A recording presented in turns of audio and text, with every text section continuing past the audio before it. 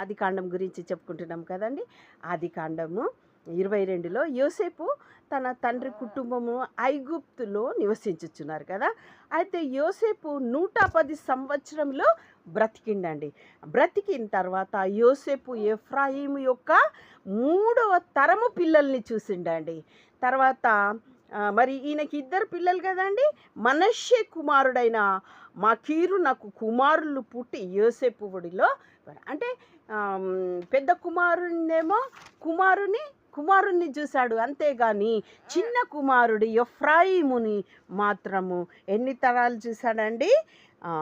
3 తరముల పిల్లలని చూశాడు. అంటే మనము 48వ అధ్యాయంలో మనం చూసినట్లయితే మరి యాకోబు ఏం చేసిండండి?